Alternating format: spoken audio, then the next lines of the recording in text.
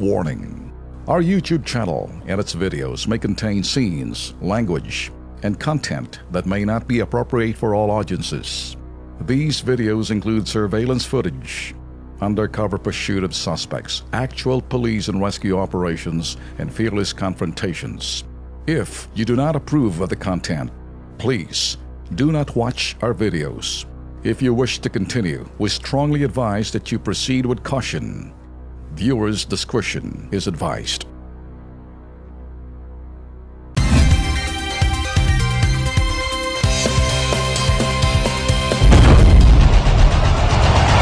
Luzon, Visayas, Mindanao, handa na ba kayo? KB, Kilos Pronto! KB, Kilos Pronto! Serbisyong totoo mga boss, ito ang sumbungan ng bayan. Ora mismo, aksyon agad at maaasahan. Sunod-sunod ang kilos sa pagbabalita. Nakatutok ang mata sa problema na nakikita. Lahat ng question ay may solusyon. Sa bawat hinaing katumbas ay aksyon. Kilos Pronto! Di ka na magtitiis at mabibigyan ka dito ng resulta mabilis. Dahil ang bitag, walang pinapalagpas. Sa tropang Ben Tulfo, wala kang ligtas. KB, Kilos Pronto! KB, Kilos Pronto! Ipaglalaban ng karapatan, problema'y matutugunan. Maraming katanungan dito ay masusolusyonan. Kilos Pronto! Kakampi ng masa, humanda ang lahat. Sa bawat abusado, ito na ang katapat. Napakatibay na programa na inyong hinahangad. Walang patumpik-tumpik at kumikilos agad-agad. Kilos Pronto! Ang ating sumbungan, madali lapitan at agarang kang matutulungan. Na kahit anong krimen, handa naming harapin. Basta hustisya'y makamit, lahat ay aming gagawin.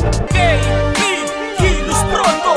KB, Kilos Pronto! KB, Kilos Pronto! Dapat malaman ng ating mga kababayan na meron kaming office dyan na tinatawag na Polo. At dyan sa Polo, meron kaming mga labor attaché, meron kaming mga assistant labor attaché, meron din kaming mga administrative staff. Ngayon, yung mga taong yan, walang ginagawa kundi dapat tulungan kayo, asikasuhin kayo. Ngayon, mga minamahal kong mga migrant workers, gusto kong malaman ninyo na kapag meron kahit man lang isa sa kanila ang nagpabaya sa kanilang katungkulan na tulungan kayo, sinabihan ko na sila at ito gagawin ko. At ginawa ko na. Record agad dito sa Pilipinas. Hindi sila dapat magtagal dyan. Dahil dapat nilang malaman na kaya sila nandyan ay para tulungan kayo, ayusin ang inyong kabuhayan, ayusin ang inyong kalagayan, at tignan nila na hindi kayo madedehado. Kaya mga kapatid, mga OFW, huwag kayong matakot. Just let us know. Gusto nyo tawagan diretso si Ben o kaya si Erwin, parating nyo sa kanila at sila nang bahala magsumbong sa akin. Abay, pambungan agad natin. Nagse-share mo na agad sa Secretary Bello. Lalo-lalo na doon sa Polo.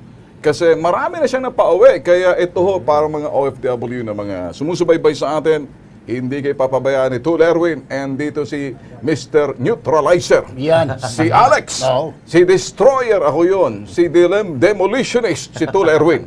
Ayun ang aming composition. At sa 7 ng Mayo, mga Tul, kumusta kayo? Ay, okay naman. Ayos naman. Okay. Kumusta ho mga OFW? Kabilang na ho yung mga overseas Filipino workers at overseas kung saan hybrid integrated public service ho ang binibigay ho namin sa inyo. Gobyerno sa gobyerno, agarang tulong at aksyon. Naghihintay para sa inyo. Pansamantala pong mapapanood ang live stream ng Kilos Pronto sa Facebook page ho. Ito ho yung Facebook page na kung saan andyan ho, www.facebook.com/bitagmedia. Kasi may nainggit ho eh. Pinad-down ho kami ng 1 linggo. Eto namang Polokoy na Facebook. Abay, naniwala. Iba na talaga. Inuulit natin, Win. No. Dumating ka kasi rito. Eto pa si Neutralizer. Etong gwaping. Gwaping. Etong isa. Huwag mo lang tanungin, Tolben. Bakit? Kasi maging Facebook ko, sarado na. Bawal na. Erwin Tulfo, Erwin, lahat na. Bawal. Ngayong hapon, meron tayong sumbong OFW, sumbong Metro, sumbong Pramdi, aksyon, solusyon, ora mismo. Yan po ang Kilos Pronto.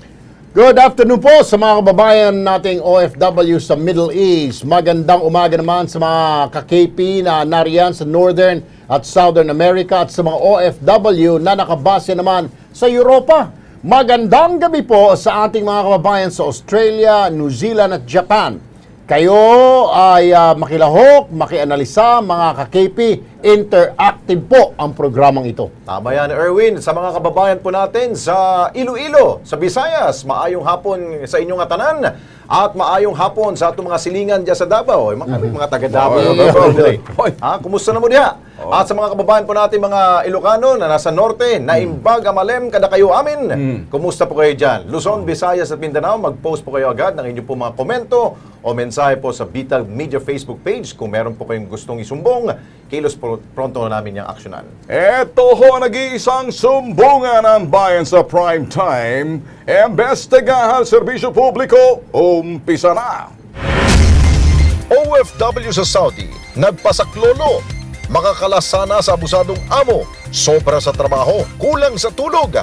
Ang malupit, 2 amo ang nambubulabog. Alamin sa Kilos Pronto. Ang mga balasubas naglipa na talaga. Tulad na lamang ng mga motorrider na ito sa Maynila. Ang mga kapalmoks, daanan ng tao, inukupa, makaiwas lang sa matinding traffic. Espasyo para sa publiko, sinagasa. Alamin sa Kilos Pronto. Lalaking naligong nakabrief, jobless na. Nireklamo kasi ng mga kasama niya. Sa company outing, sumama ang mama. Sa sobrang saya, lumubog sa tubig, nakabrief pala. Alamin sa Kilos Pronto. Nadisgrasya na, pinipressure pa.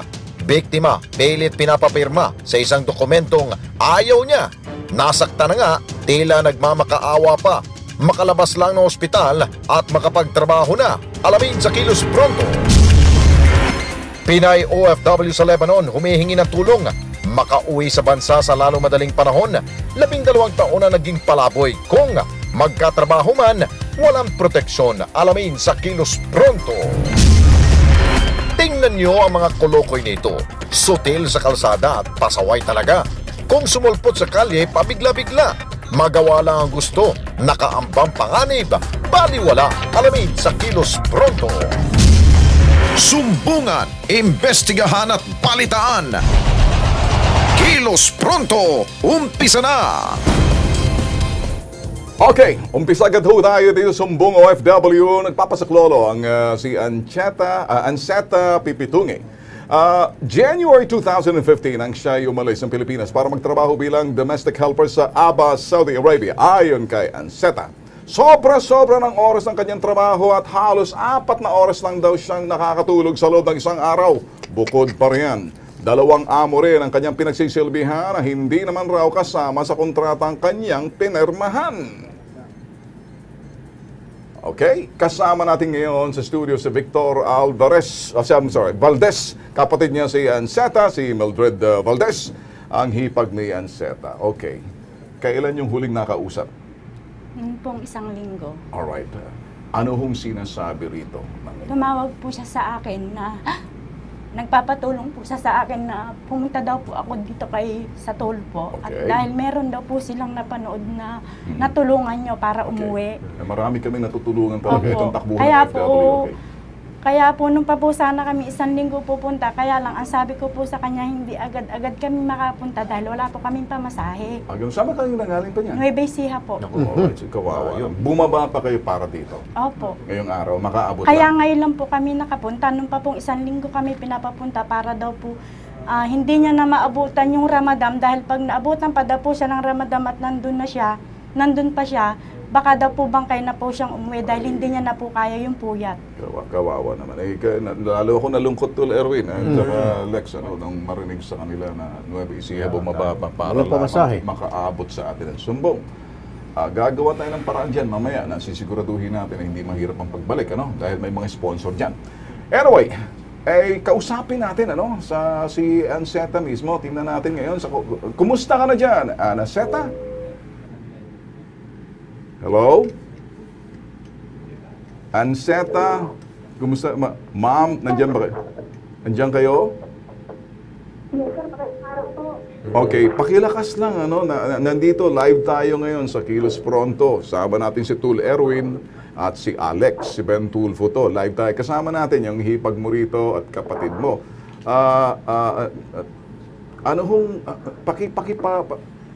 Medyo pakilakas lang ng konti.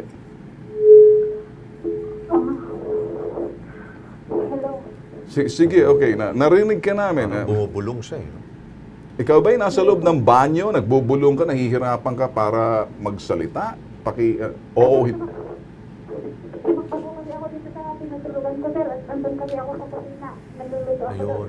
Tumakbo ka para lang makakausap talaga. O sige, bilisan lang natin, baka mahuli ka ng amo mo. Kumusta ka naman dyan? Ayos ka naman? Hindi nga, sir. Ano po kasi, gusto ko nga po sana, sir, kasi hindi naman maayos yung paling ako dito. Okay. Nagkaroon po kami ng medyo, hindi naman alis ang malaki. Ngayon po, inilin ko po sa amo yung nasa kontrata ko. Nasa kontrata ko naman sir yung inilin ko. Kung parang papatasuin po yung tungkol sa kanina ko, hiningin po yung sa amo ko. Nakarating po sa agency ko. Okay. Ilang amo bang pinagsisilbihan mo dyan, Anseta? Ilan sila? Ano po sila dito sa bahay? Meron pa po yung anak nitong ang amo ko na nandun sa second floor. Lagi din po sila dito sa taas. Dami. Ang dami. Baka kailangan nila. Para dalawang pamilya po sila sisilbihan ko. 8, 9, 10, 11 po sila lahat. Kailangan siguro ng amo niya kabayo o kalabaw. Hindi tao. Kasi labing isa man tayo may Jesus Maria. Pinagagaan lang namin ang loob mo, Anseta. Huwag kang kabahan. Pero ito yung talagang tutulungan ka namin. Hindi ka naman sinasaktan maliban lang sa marami kang amo dyan. Sa tsaka ko dyan, yung tungtulong ako sa hindi naman nila ako kasi po wala naman ako private room dito. Kaya po anytime na gusto nilang pumasok dito sa kwarto ko, kahit natutulog ako, pumapasok din po sila rito, naaabala po yung tulog ko. Abay? Ibang usapan na yan. Okay. Pagagalitan. Okay, sige. Para sa ito, gagawa tayo ng, andyan ka lang ha, kilos prontong aksyon to. Nasa telepono natin ngayon, Head Advocacy ng Social Marketing ng OWA, si Josephine Tobia. Magandang gabi, ma'am. Magandang hapon, ma'am. Magandang hapon. Alright, narinig niyo ho ba ang kausap natin sa OFW ito ho'y nagpaparescue, nahihirapan siya, daming amo. Pwede ho ba mabilisan ho, anong magagawa ho natin dito? The usual. Yes. Papatawag natin yung agency para Alright, sa agency. i-engage sa kanyang foreign partner at mapauwi niya. Alright. Okay. Ma'am, medyo mahina ang dating nyo, pero itong magagawa ho namin, the usual, yung formula ho namin, ibibigay ho namin lahat ang impormasyon na kinakailangan para ma-locate ho, para ma-contact nyo yung agency at may sasagawa ho ng ating polo, pangipag-ugnayan ho roon na ma-rescue agad. Okay? Kasi hindi ho tama na maraming amo, parang nalin lang ho sila eh. Overwork pa, hindi makatulog. Kung minsan, pinapasok sa kwarto, ginigising, kawawa naman, walang pahinga. Sabi nga ni Tul Erwin, parang kabayo ang dating.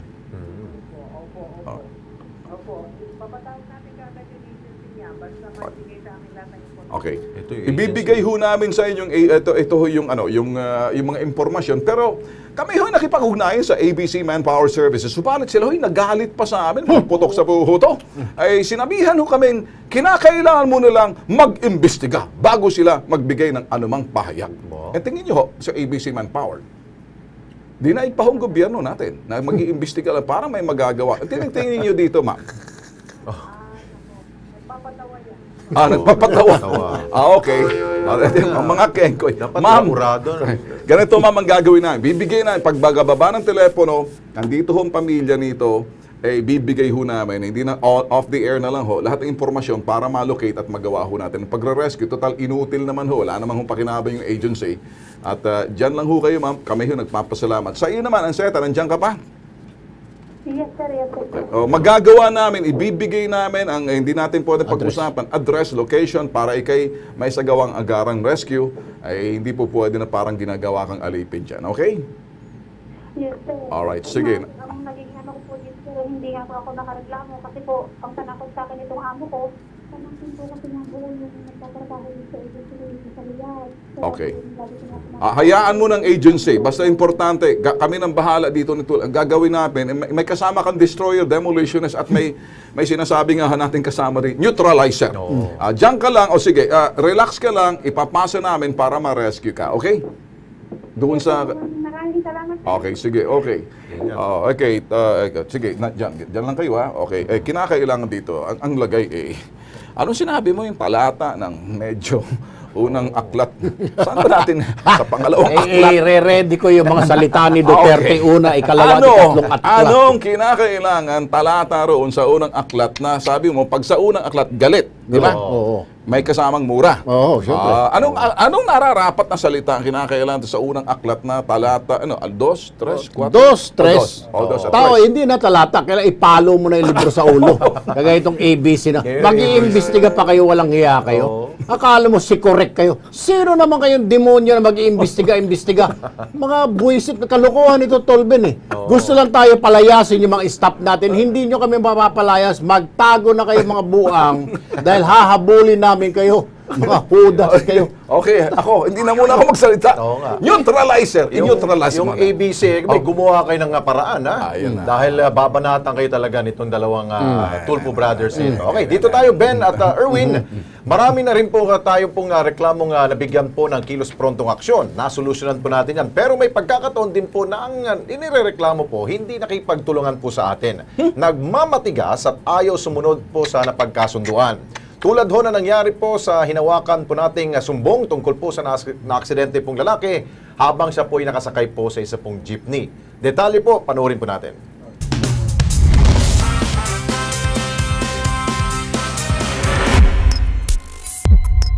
May 12, 2017 nang lumapit sa Kilos Pronto si Louie Lim upang idulog ang reklamo laban sa isang jeepney driver at operator. Nadisgrasya kasi ang kapatid ni Louie na si Alvin Lim habang lula ng pampaserong jeep papasok ng kanyang trabaho. Nabaling buto sa balikat at nagtamo ng sugat sa noo si Alvin. Nangako naman ng lungsod Silangan Transport Service and Multipurpose Cooperative, ang Transport Association kung saan miyembro ang driver ng naturang sasakyan. Nasasagutin nila ang pagpapagmot kay Alvin. Pero kapalit nito, pinipilit umano silang pumirma ng Affidavit of Desistance. Pwede ba kung may babayaran kayo, kaliwaan sa ospital, sasagutin nyo at para pumirma agad sila ng Affidavit of Desistance, hindi na magdidemanda kasi yung quit claim na yun, ibig sabihin, inayos nyo na. Lahat po ng ginastos nila doon po or ang babayaran po sa ospital, babayaran po namin. Kilos pronto naming inasikaso reklamo. Na magkita-kita ang mga nagre-reklamo at inirereklamo, naging mainit ang konfrontasyon. Lahat po yung mga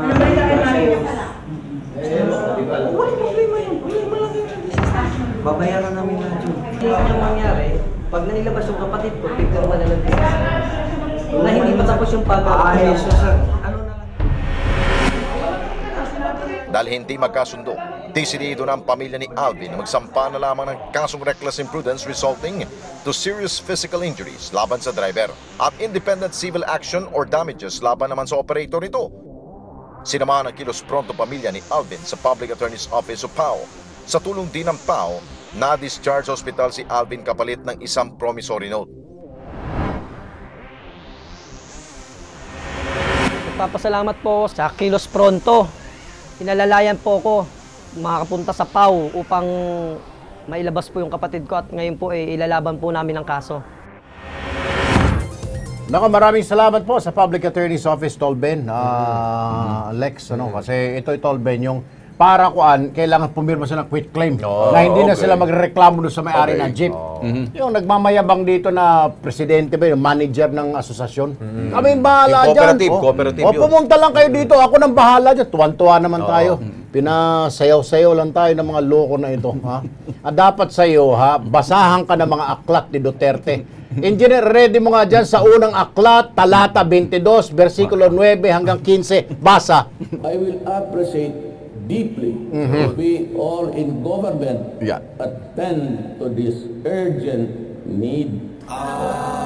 At yan, Tolben at Alex, pinatunayan pa niya sa ikalawang aklat niya. Versikulo 13, 14 hanggang 19, pompiang sa 15. Okay, yun.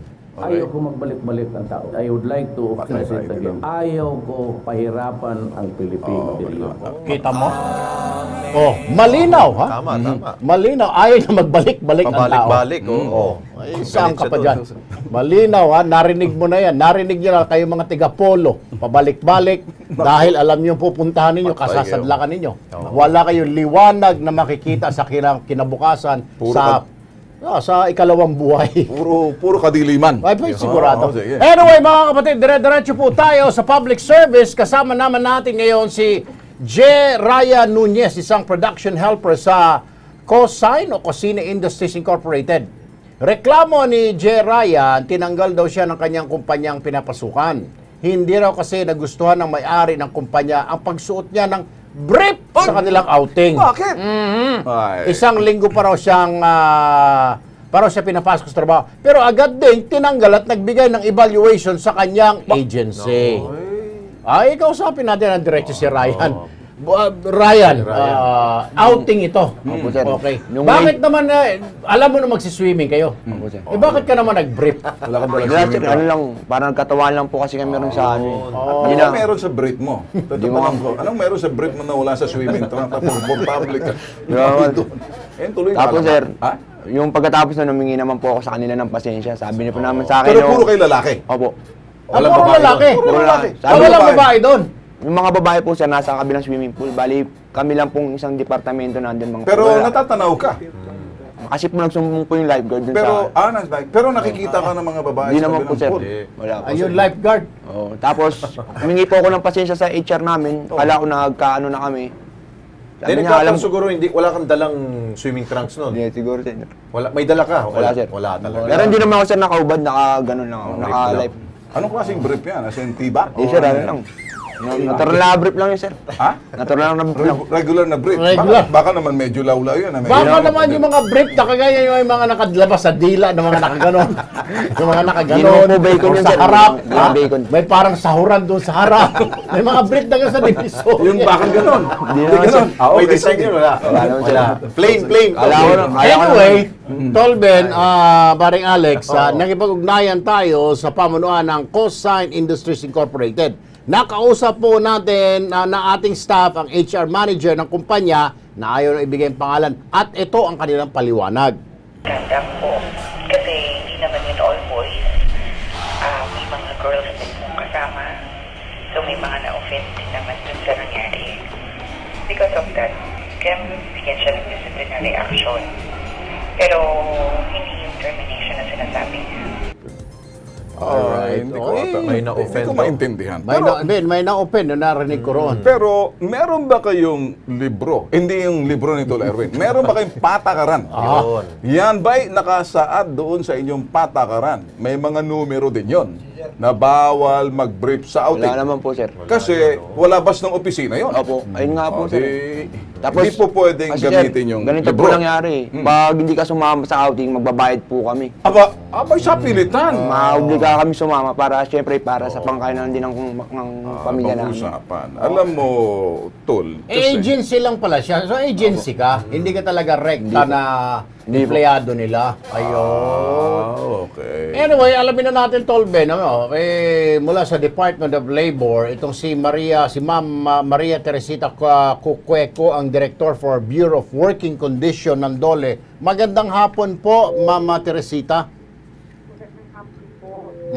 Ma'am, narinig niyo ba itong idinudulog na problema ng isang kababayan natin? Tinanggal siya sa trabaho dahil nag-outing sila, nag-swimming, wala siyang dalang swimming trunks, bagkos nag-brief lang siya, nag-swimming, tinanggal siya sa trabaho, ma'am. Wala naman daw sa libro nila yon na bawal mag-brief. Tsaka, yung sa swimming pool, puro mga lalaki naman daw sila, walang babae. Pero sabi nung kumpanya kanina sa telepono, sa interview natin, recorded, may mga na-offend daw doon sa ginawa niya, Ma'am Teresita. May talagang ano po yan, nasa anti-sexual harassment law. Meron mo kasi mga code of conduct. Code of conduct. Meron mo mga dapat tingnan. Kasi tandaan mo natin, may sensitivities po lahat. And that is why, ang polisiya, nandun naman sa batas. Sa batas. Okay. Oo. Ma'am Teresita, iko'y tatanungin lang kita, hindi ba arbitrary yan? Oo. Hindi ba pwedeng i-contest yan kasi wala sa loob ng tanggapan at medyo yung sinasabing sensitivity ay para sa loob ng sinasabing tanggapan? Pag ikay nasa lugar na medyo resort ang na-offend doon ay mga lalaki. Pero yung mga babae, nakisilip na, baka ma-offend sila. Pero yung mabuti sana kung magkakasama-sama sa swimming pool. Not in defense dito. Ang sa akin lang ho, hindi ba yung mga patakaran na sinasabing yan sa loob ng tanggapan. So arbitrary ho, ibig sabihin pwedeng ilaban pag sa labas ka kapareho ng resort. Hindi ho ba, ma'am? Hindi ho, kasi di ba, ito ay naman. Okay. You're part of a work organization. Ito naman po lahat. So, meron po pa yung baga ng mga polisiya na dapat sundin. Kasi nga, isang company din po ito. Kung ano po yung mga polisiya. Pero, I would rather refer you po sa yung mas nakakaano dito sa mga anti-sexual harassment. Okay. Hindi naman siguro. Oo.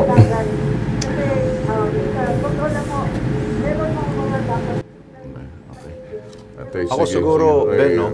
Ma'am, sige. Ma'am Teresita, ma'am, baka siguro naman, pwede siguro idaan muna ito sa due process. So, hindi yung bigla-biglaan po silang tanggalin po sa trabaho. Nang dahil lamang po sa brief na yan. Hindi naman pwede yung maging rason na tatanggalin lamang po siya. Siguro, paliwanag siguro niya. Ba't niya ginawa ho yun? At least, mapapakinggan muna natin siya. Di ba, ma'am? Hindi yung bigla-biglaan tanggalin mo siya sa trabaho. Prerogative. Ibig sabihin may karapatan ng okay, sige. Ma'am, kasi nahihirapan ho kami at medyo baka mainis yung nanonood ho sa atin dahil hindi ka masyado marinig. Kina-shortcut na ho namin. So prerogative, ibig sabihin desisyon na ng kumpanya yan. Hindi na pwedeng ilaban sa arbitrary sa kapakanan ho na sinasabing ito'y sinuspindi hanggat tinanggal ho siya. Kasi parang lumalabas, ginagamit mo yung batas ng sexual harassment. Pero hindi niya naman ito'y sinadya para doon sa mga babae kasi sila naman sa isang pool na puro lalaki. Ganito po, kaya nga po sinasabi ko na lang po sa inyo, i-refer ko na lang po kayo. Hindi po talaga, I am not very strong in the Okay. Sige ma'am. We respect that kind of statement ho. Kasi kami ho, ma'am, although hindi nahihirapan ho kaming pakinggan kayo sa telepono, we were thinking arbitrary. Ibig sabihin, depende ho yan. I-refer na tayo, Tolben, sa another agency. Agency. Okay, sige. Sa isang agency. Thank you, ma'am. Thank you. Kasi hirap tayo, no? Mahirap pakinggan. Naintindihan mo ba? May sasabihin. Hindi mo ba naintindihan? Tanong natin sa Ben at Erwin. Ikaw ba'y binigyan ng parang show cause order sa ginawa mo? Pina-explain ka ba? Wala po. Wala. Nangyari po kasi. Automatic, tanggal lang agad. Kasi unang-una, ikay agency pa kasi. Ikaw, Tol, anong take mo rito? Alam mo, may marami na tayong hinawakang kaso na ganyan, Ben, dati. May mga sinasabi, usually, talo ka talaga pag ikaw ay agency. Hindi ka regular dyan, hindi ka direct hire ng agency na yan, ikaw ay agency lang. So, pwede ka nilang palit-palitan. Pwede lang kung sabihin, gusto ko palitan mo ito ng iba. Yung mayroong mga shorts, yung may mga swimming trunk, kasi baka mag-company outing ulit. At saka tama yung sinasabi niya rin na Tolben, may discretion. Pero may sinasabi rin si ma'am na i-repair niya sa agency. Na another agency ng Dole na pwede mo idulog ang reklamo mo roon. Kasi kung lalabasan Tol, Erwin, ito yung mabilisan, ang dating mo kasi para presko ka agency ka lang, doon sa mga regular, hindi nag-brief. Dahil sa brief, yun ang nangyari. Dahil sa brief. Sir, Erwin, may po ako lagpas na rin po ako doon sa kontrata nila May 5 months na rin po ako over ka na? Ay, yun na talagang papalitan ka. Okay. Yun na siguro, naghanap lang ng dahilan. Okay. But anyway, kung gusto mo ilaban... Pero ano sabi ng agency sa'yo? Lilipat ka na lang sa ibang kumpanya? Wala naman. Ikausapin natin yung agency. Yung agency siguro makiusap ka na lang. Tanong ko sa'yo, uulitin mo pa ba sa susunod? Hindi na po, sir. Okay, natuto ko sir, rin. hindi man lang nila ako binigyan pagkakataon magpaliwanag Dito, nagpaliwanag ka ngayon. Narinig na namin. Sa buong mundo ka, nagpapaliwanag. Yun, agency mo lang. Malay mo, baka may agency na medyo maintindihan ka at kinakailangan nila, pwede lang mag-brief, mag-outing. Basta kayo lang. Sa private resort, di ba? Baka gusto nito, Ben at Erwin, gusto mo magmodelo? Hindi naman. Akala ko ba naman next anak na sopa. Akala ko ikaw yung good guy rito. Anak tinamaan ng pating. Tinira mo pa yun. Okay. Hingi na ng tulong. Okay, kung hindi na siya tatanggapin sa agency, magmodelo na. Sa bagay. Pwede. Kung meron kang ibang ibang pupuntahan. Kung may mga manufacturer dyan, ang sinasabing paggawa ng brief, kung meron kayong model, meron na dito. Yan! Pwede. Sabi nga ni ma'am, dadalhin kayo sa isang ahensya, siguro sa National Labor Relations, NLRC. Okay. Ito tulungan ka pa rin namin. Okay po. Alright.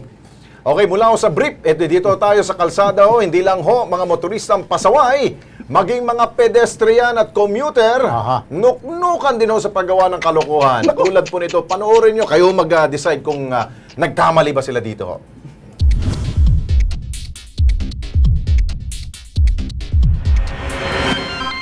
May mga tao talagang nasasarapan sa paggawa ng bawal. Pinipilit pa rin kahit alam na may sabit. Tulad na lamang na naaktuhan ng KP team sa Quezon Boulevard sa Quiapo, Maynila. Kahit na may barandilya na ng tulay, ang mga pedestrian ito sinasampahan pa rin ang railings ng tulay para makatawid sa kabilang kalsada. Mas gusto pa makipagpatintero sa mga sasakyan kaysa tumawid gamit ang overpass kung saan sigurado ang kanilang kaligtasan. Paalala ng Kilos Pronto sa mga pasaway na tulad ninyo, makaligtas man kayo sa pagod ng paglalakad, siguraduhin niyong hindi kayo matsatsambahan ng kumakaripas sa sasakyan ni kamatayan. Paano tayo aasenso kung sa simpleng pagsunod, suwail kayo?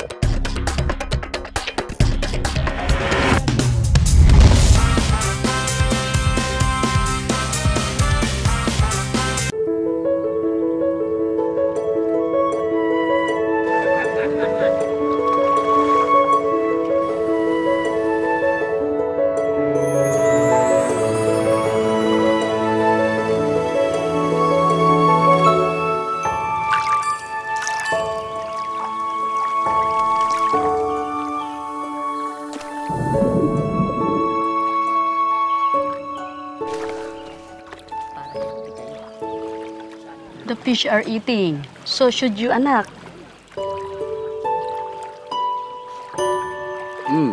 Thank you. You're welcome, anak.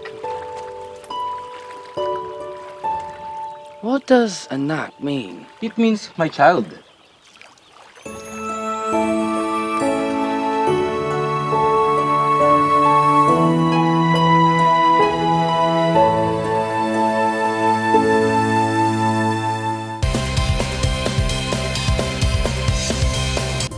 Muling nagbabalik ang Kilos Pronto sa Radyo Publiko tayo ngayon. Sumbong OFW uli. Abay, kinakailangan siguro ipasa ko sa iyo, Tutol Erwin. Kasi another OFW. Mas gusto kong hatawin mo to. Sige, ikaw ngayon. Anyway, mga kapatid, humihingi po ng tulong ang OFW na si Patricia Manipon na nasa Lebanon ngayon.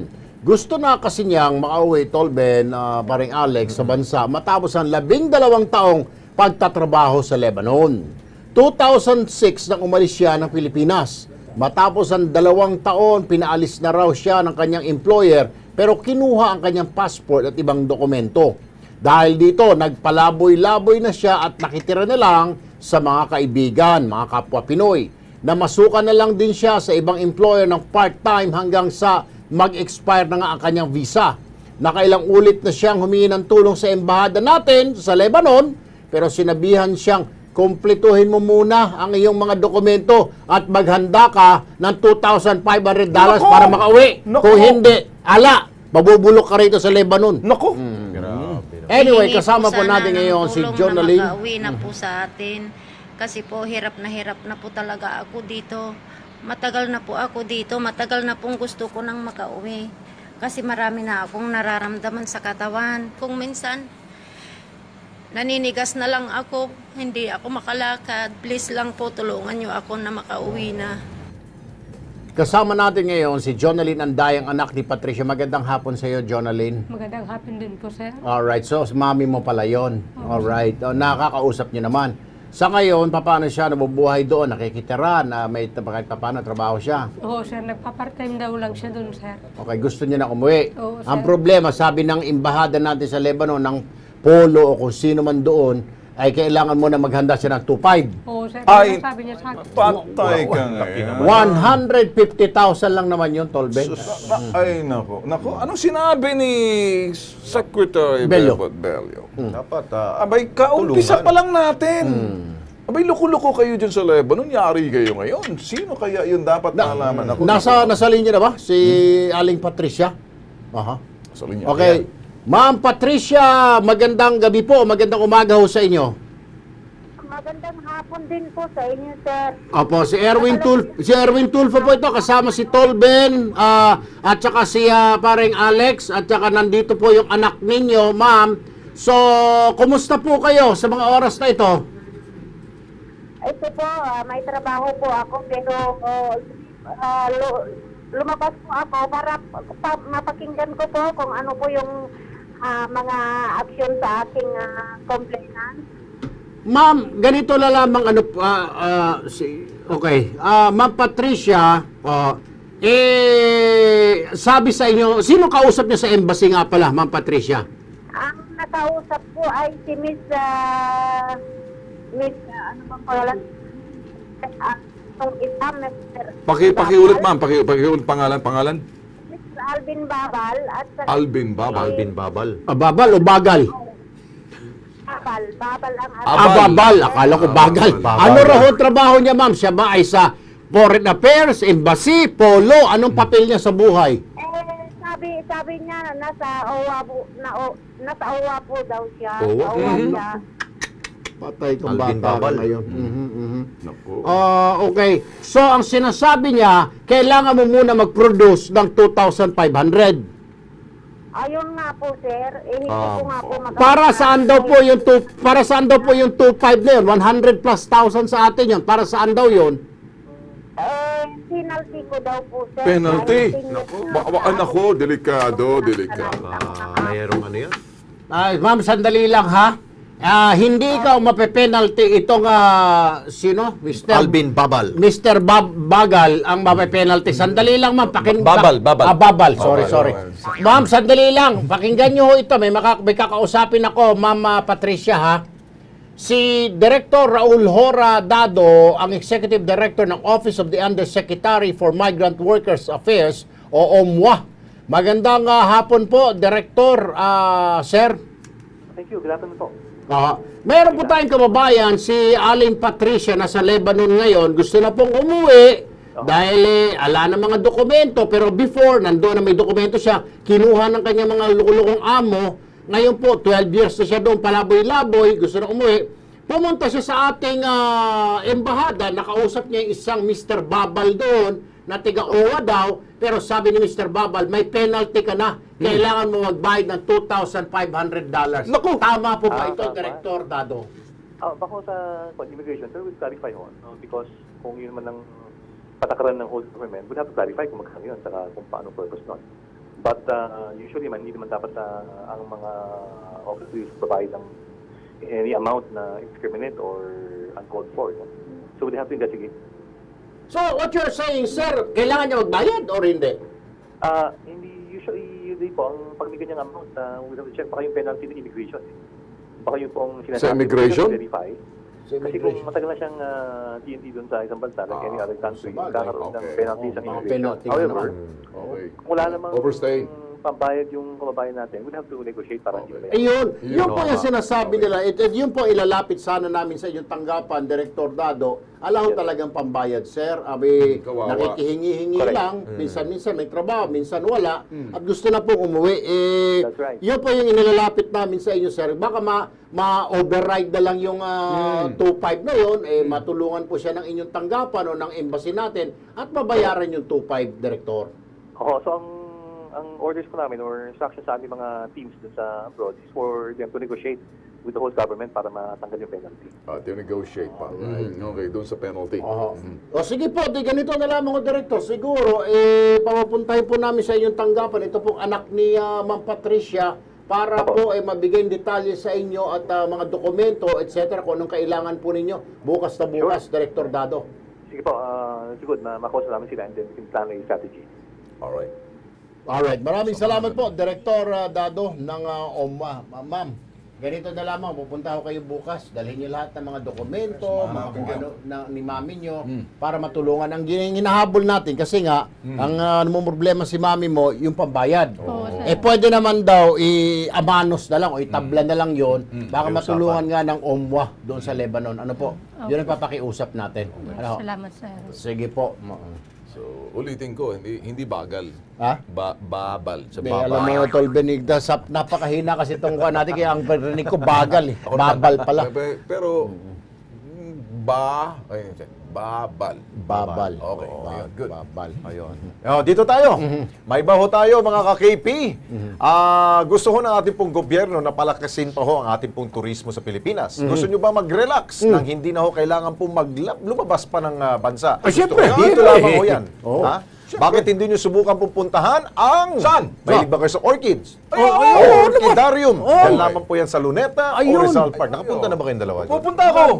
Pupuntahan ko rin bukas na bukas. Sa Rizal Park po yan, sa lungsod ng Maynila. Ano nga ba magagandang view na makikita dyan? Panoorin po natin.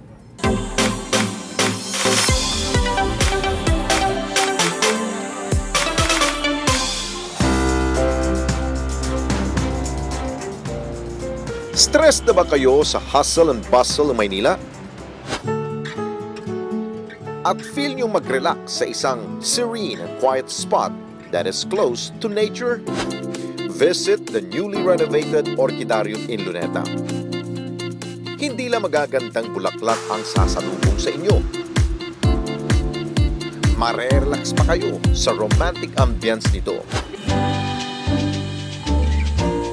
Unang binuksan taong 1994, this 1-hectare parking lot was creatively repurposed to serve as home to different species of orchids and ferns. Napunta ito sa pangangalaga ng Nayong Pilipino Foundation noong 2012 at ibinalik sa ilalim ng National Parks Development Committee ngayong taon. Mismo pong ako, na dati po yung nakapasyal ako dito, nung nakita ko po ito, na talaga pong napabayaan, ikinalungkot ko po ito. Pero hindi po ito dahilan para mahinto na po ang magandang orchidarium. Sapagkat nabigyan tayo ng pagkakataon at napagkatiwalaan ng bagong administrasyon, hindi po tayo magpapabaya. Nitong nakaraang May 14, kasabay ng pagdiriwang ng Mother's Day, muling binuksan ang orchidarium sa publiko. Ang expectation po ng ating mga kababayan is mas maging maganda pa to, maayos, kaaya-aya at mas gagawin nating makulay. Bahagi ng pagbubukas ay ang mga inihandang programa ng National Parks Development Committee para sa mga dumalo. Highlight nito ang landscaping competition na nilaukan ng 14 na garden owners. Bibilib kayo sa magagandang disenyong perfect na pang-background, selfie man o groovy. At tulad sa ibang kompetisyon, may the best entry wins. Kaya naman, ang mga judge, seryoso rin sa pagkilabis. Winner ang All-Filipino Ornament Design ng Bionas Garden ng Laguna. Homegrown flowers with natural wood accent, enhanced by Capichel garlands. Simple, pero classy. Mostly dito mga Philippine native. And then, syempre, yung quality ng halaman. Hindi siya yung basta-basta lang na nilagay lang siya. So, yung makikita nyo rito is meron siyang value. Para naman sa mga may hilig sa art, may free portrait sketching ang Art Association of the Philippines to preserve your orchidarium experience in the most natural way.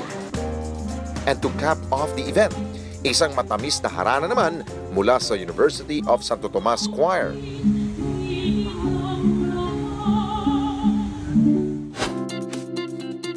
Libreng entrance sa orchidarium. Solo man, with friends, or with family. Siguradong ma-e-enjoy nyo ang pamamasyal dito. Thumbs up! Dati na po pumupunta ako ng Luneta, pero minsan di ko po ito napasok. Kaya yung napasok ko, wow! Parang ganda-ganda pala. Puro green nature. Tapos parang relaxing. Maganda, masaya. Nag-enjoy kami lahat dito kasi ngayon lang kami nakapunta rito lahat.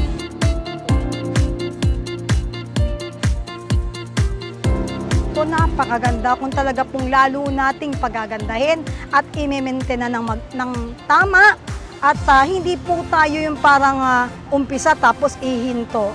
Kailangan po tuloy-tuloy sapagkat ang tao po dito ay parang daloy po ng tubig, tuloy-tuloy din po ang pagpasok. Kaya naman, if you want a quick getaway, come and experience Lunetas Orchidarium, a majestic nature park within a park.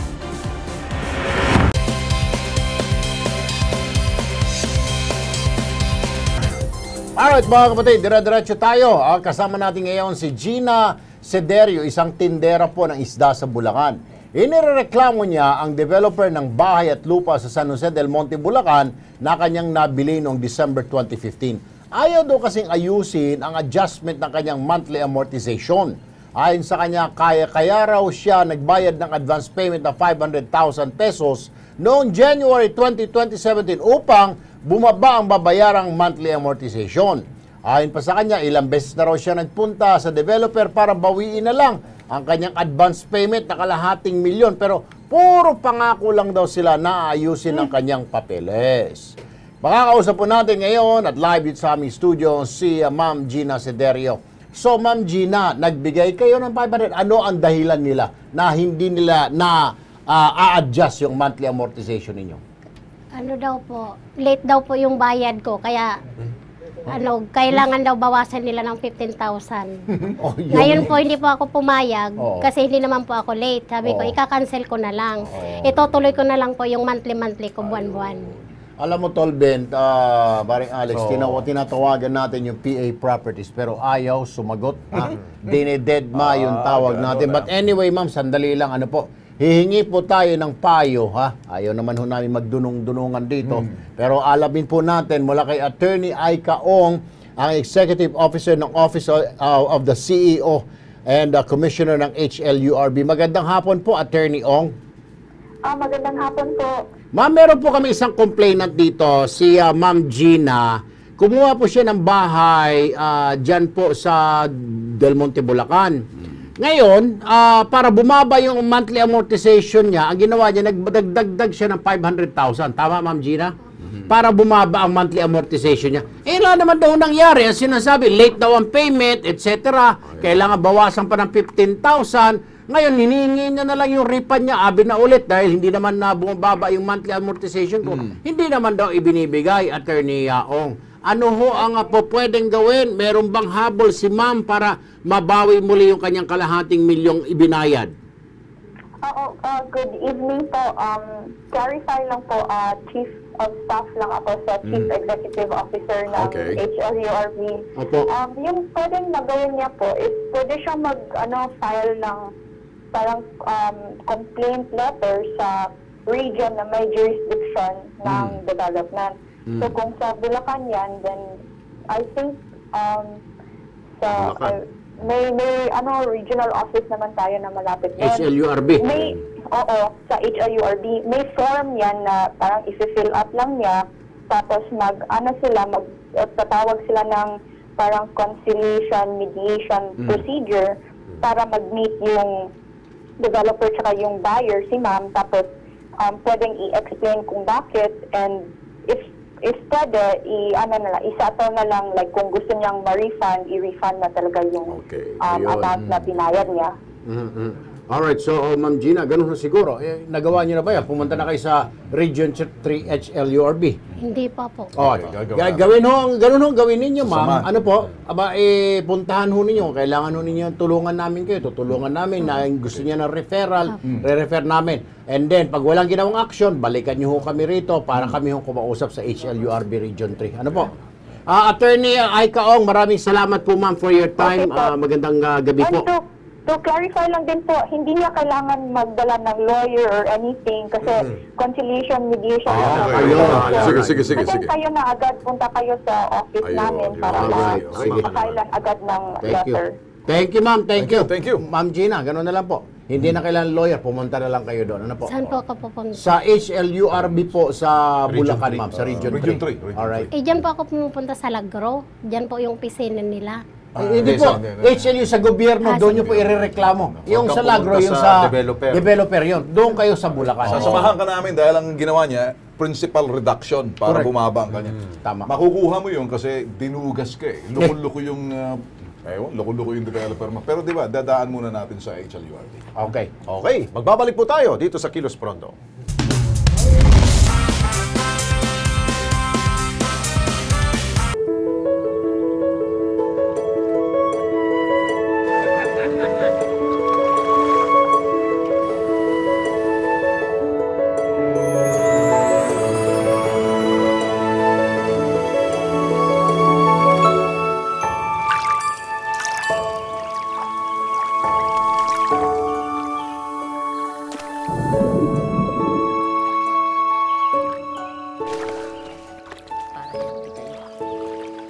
The fish are eating. So should you, anak.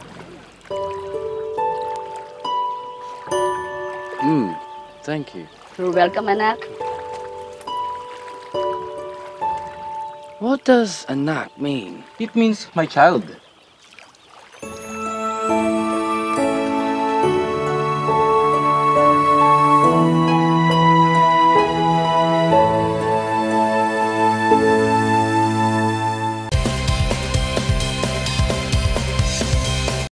Lex, Hoy. Talagang bilis talaga ng oras. Oh, babawi tayo bukas sa mga messages ninyo. Okay. Ay susunod na ho yung news ng PTV, si Paring Aljo. At si Cathy San Gabriel. Abangan niyo po yan. Okay. Patuloy yung tutukan ng Kilos Pronto. Itong programang hindi kayo tatanggihan.